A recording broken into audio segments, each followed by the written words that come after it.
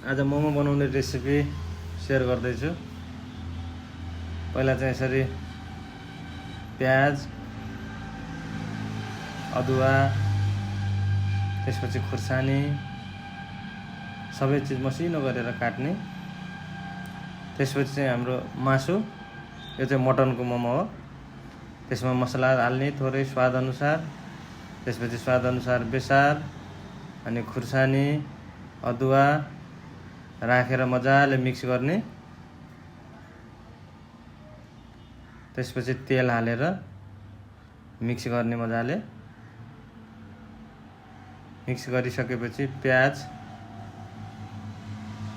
मजाले एड गर्न सक्नुहुन्छ, बन्दाकोपी त्यसमा इच्छा अनुसार, यदि आफूलाई मन पर्छ भने मात्रै।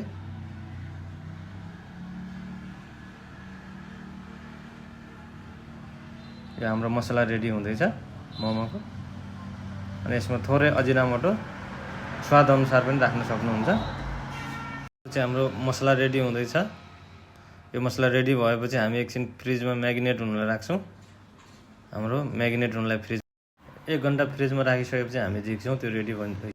त्यसपछि यसरी रोटी तयार बनाइन्छ अनि त्यसमा यसरी मसला भरिन्छ। मोमोको डल्लो चाहिँ आफ्नो क्षमता अनुसार जस्तो बनाउन सक्नुहुन्छ त्यस्तै बनाए पनि हुन्छ। हाम्रो रेडी हुँदैछ। त्यसपछि हाम्रो मोमोको डल्ला पनि रेडी भयो। यो चाहिँ हामी त्यसपछि स्टिम गर्नलाई भाँडोमा राख्छौँ।